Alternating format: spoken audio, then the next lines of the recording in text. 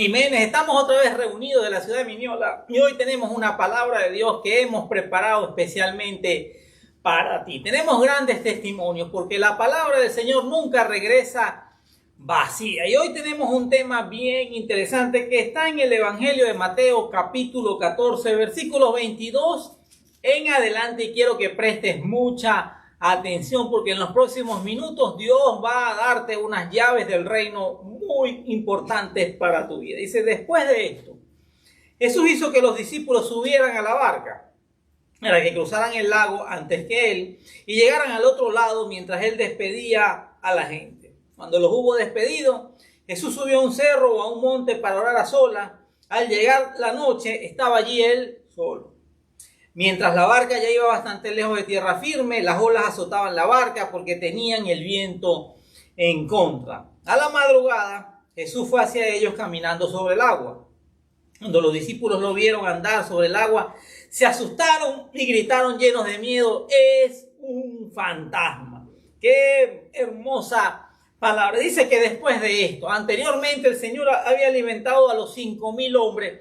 Quiere decir que eran aproximadamente unas 15, 18 o 20,000 personas, incluyendo las mujeres y los niños. Una de las cosas que el Señor Jesús vino a traer a esta tierra fue la salvación de nuestras almas y a traer el reino de Dios sobre la tierra. El reino de Dios son cosas sobrenaturales. Hay cosas que son de este mundo, que son cosas naturales, pero Jesús vino a hacer cosas completamente sobrenaturales. Alimentar esa cantidad de personas con quizás unos 5 peces y 4 panes o una cantidad parecida, y que aún así sobraran 12 canastas llenas. Fue un milagro de una multiplicación totalmente sobrenatural, y él le había enseñado eso a sus discípulos. Pero el Señor Jesús, luego de las multitudes, luego de los milagros, luego de las grandes campañas o de los grandes días de gloria y de bendición, se iba a solas a orar con el Padre. El Señor Jesús siempre fue cuidadoso y muy celoso de su tiempo de oración a solas con el Padre. Y nosotros tenemos que aprender a también ser muy cuidadosos con nuestro tiempo de oración a solas con Dios. No es solamente el tiempo de oración en la iglesia, no es solamente el tiempo de oración en los grupos pequeños, o no es solamente la oración delante de otras personas. Había un tipo de oración de intimidad que el Señor Jesús siempre mantuvo con el Padre. Y me llama la atención que el Señor Jesús, que todo lo sabe, que todo lo puede, que todo lo ve, hizo que sus discípulos subieran a la barca. La barca era algo muy importante para ellos. La barca, recordemos la historia de la barca con Pedro cuando no pescaba nada, o recordemos la tormenta que habían tenido anteriormente y el Señor Jesús estaba con ellos. La barca representaba para ellos un medio de transporte, representaba para ellos un suceso o un motivo de algo que Dios les quería enseñar. Entonces dice que los mandó a que cruzaran adelante. Entonces de repente los discípulos obedecen, se van adelante, se van aparte y se desata una gran tormenta. Anteriormente habían pasado por una experiencia similar, pero el Señor Jesús estaba con ellos. La Biblia dice que estaba dormido tranquilamente, y después que los discípulos están agotados, cansados y extenuados por tanto luchar, por tanto tratar de sobrellevar la situación, despiertan al maestro y le dicen: Señor, despiértate, no te importa que estamos pereciendo. Y el Señor Jesús se levantó y reprendió los vientos y hubo una gran calma. Pero ahora el Señor no estaba con ellos en la barca, ahora estaban enfrentando situaciones y aparentemente no estaba el Señor con ellos. Y digo aparentemente porque mientras ellos estaban luchando por eso, el Señor Jesús estaba orando.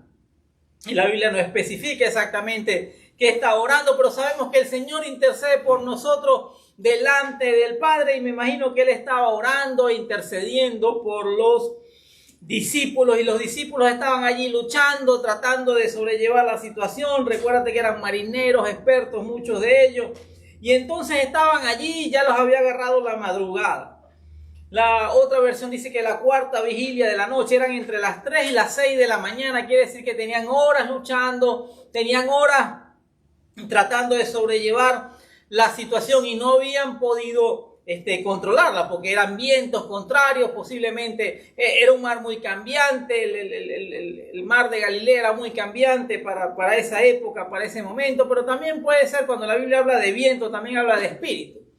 Entonces puede ser que haya habido una lucha espiritual en ese momento. Yo no sé qué clase de lucha tú puedas estar pasando, puedas estar atravesando, pero el Señor Jesús está pendiente de ti.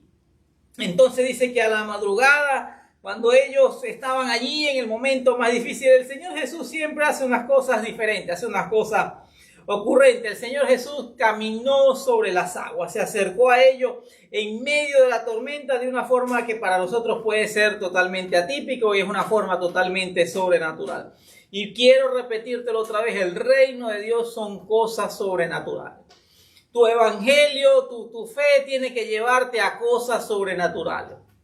Esto no se trata de una religión, de ir todos los domingos a la iglesia. El evangelio no es yo no bebo, yo no fumo, yo no bailo. Y muchas veces la gente se le va la vida practicando una religión como muchos otros. Déjame decirte, Jesús no es el fundador de una nueva religión. Jesús es el Salvador del mundo y Él vino a traer el reino en medio de nosotros.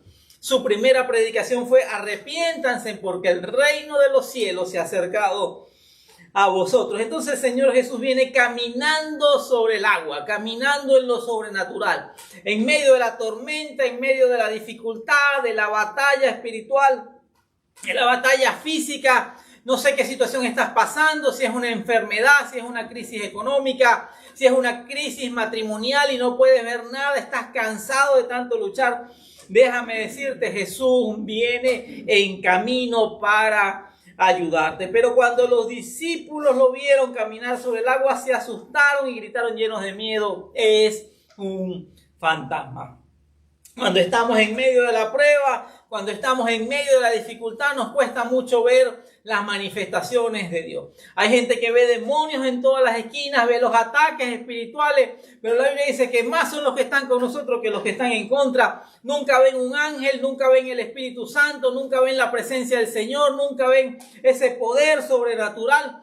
Algo así pasó en el Antiguo Testamento cuando el profeta Eliseo es rodeado por todo un ejército sirio y su siervo Jesse, asustado, le dice: profeta, estamos rodeados de un gran ejército. Y el profeta, muy tranquilo, le dice: Jesse, yo voy a orar, pero voy a orar para que se te abran los ojos del entendimiento y puedas ver que más son los que están con nosotros que los que están en contra. Y yo oro esta mañana para que tú puedas ver y puedas creer que más son los que están contigo que los que están en contra. No sé qué situación puedas estar pasando, pero nada escapa del poder y la autoridad del Señor Jesucristo. Más son los ángeles que están peleando a tu favor que los demonios que están en contra. Imagínate tú, después de horas de lucha, después de horas de fatiga, de cansancio, de esfuerzo físico, mental, emocional, ellos sabían que el Señor Jesús les había dado autoridad. Posiblemente reprendieron, pelearon, no sé qué hicieron, pero estaban sumamente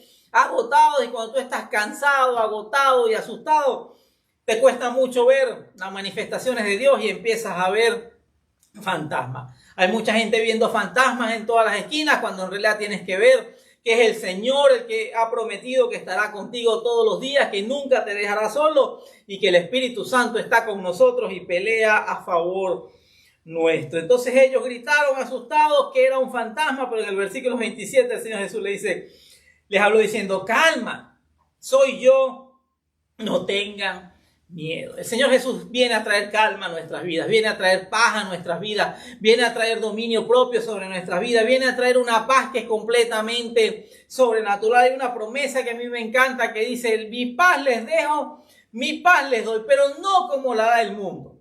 Yo les dejo una paz que sobrepasa todo entendimiento. En el mundo la gente tiene una paz relativa, una paz circunstancial, una paz que depende de lo que pueda yo tener a mi favor. Tengo mucho dinero, tengo salud, tengo un buen matrimonio, no tengo problemas con mis hijos, no tengo problemas en las finanzas, tengo paz, estoy tranquilo. Pero la paz que Jesús promete sobrepasa todo entendimiento. No es una paz humana, no es una paz lógica, es una paz espiritual, es una paz completamente sobrenatural. Y lo primero que le dice: soy yo, no tengan miedo. El miedo es un enemigo del creyente, el miedo es un enemigo del ser humano, el miedo nos hace ver fantasmas en todas las esquinas, el miedo no nos permite discernir o entender lo que el Espíritu Santo está haciendo alrededor de nosotros. El miedo nos hace ver problemas, calamidades y cosas que no existen, porque el Señor Jesús dijo: toda potestad me ha sido dada en los cielos y en la tierra, y yo les doy a ustedes autoridad. Ellos tenían autoridad sobre toda circunstancia, pero el Señor Jesús les vuelve a decir: no tengan miedo. Dice que entonces Pedro le respondió: Señor, si eres tú, ordena que yo vaya hasta ti sobre el agua. Y el Señor Jesús le dijo: ven. Pedro entonces bajó a la barca y comenzó a caminar sobre el agua en dirección a Jesús, pero al notar la fuerza del viento tuvo miedo y como comenzaba a hundirse, gritó: Señor, sálvame. Qué cosa tan impresionante. Pedro ve algo interesante, algo que nunca había visto después de 20, 30, no sé cuántos años de experiencia como marinero, viendo como pescador, viendo tantas cosas impresionantes en su vida. Ve algo que nunca había visto. El Señor Jesús está caminando sobre las aguas y Pedro, no entendemos por qué, no sabemos por qué, estaban todos los discípulos ahí, pero siempre hay uno que quiere más, siempre hay uno que quiere caminar en lo sobrenatural, siempre hay uno que quiere dar un paso más allá, y siempre hay alguien que se atreve a pedirle a Dios cosas ocurrentes, cosas que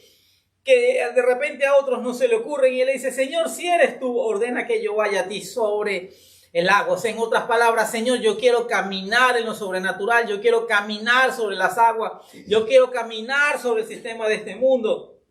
Y me llama la atención, la respuesta del Señor Jesús fue muy sencilla, muy concreta y muy directa. Le dijo: ven.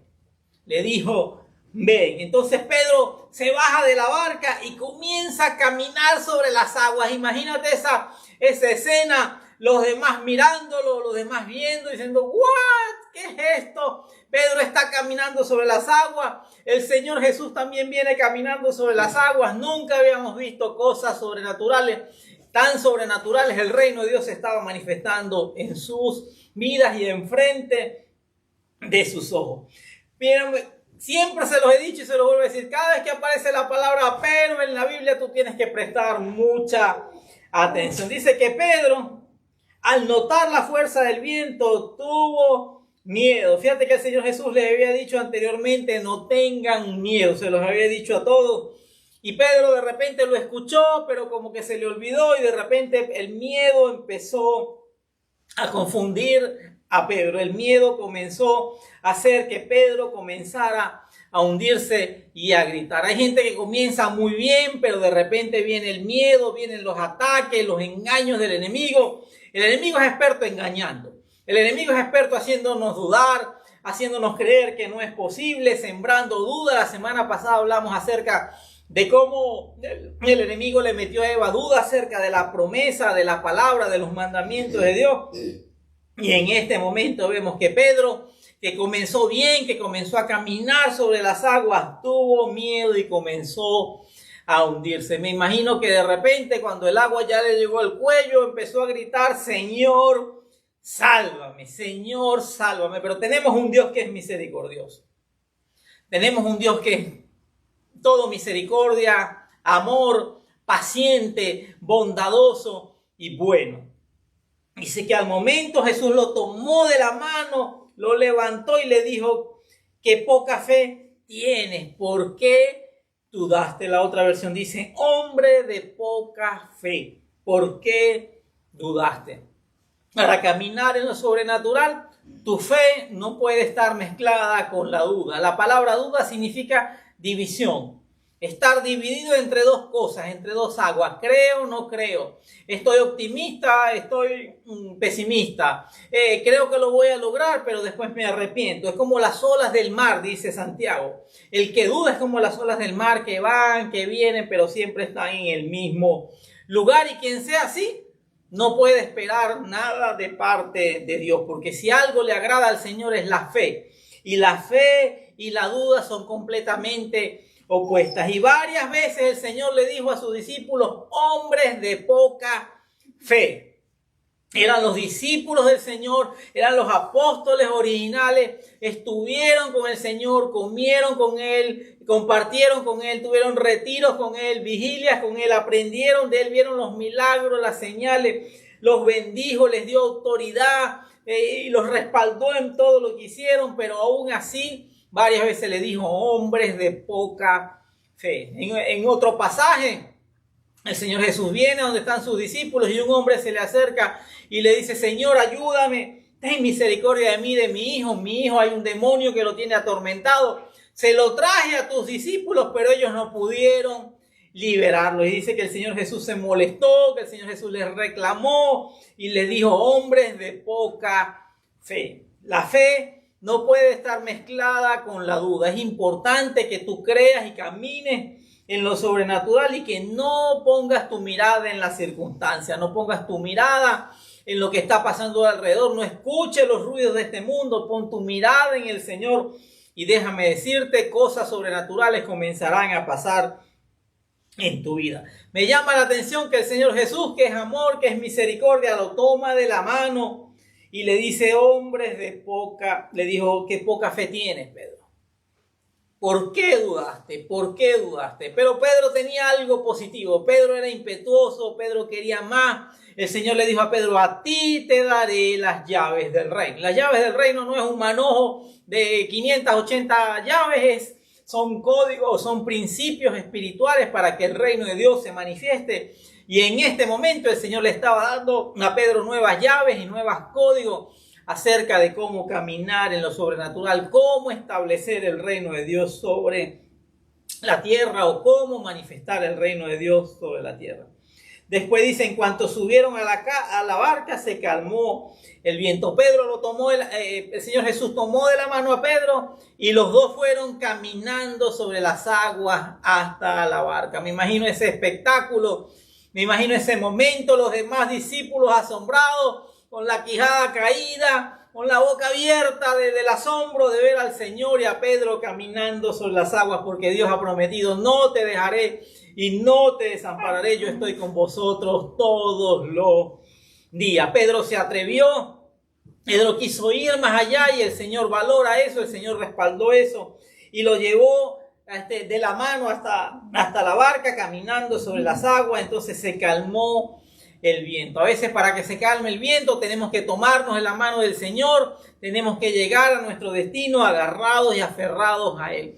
La Biblia dice que nos aferremos a Dios y resistamos al diablo y Él huirá de nosotros. Yo no sé qué situación puedas estar atravesando, qué tormenta, qué prueba, qué dificultad, qué situación te está agobiando en este momento, pero agárrate de la mano del Señor y no te sueltes, porque Él ha prometido: no te dejaré y no te desampararé.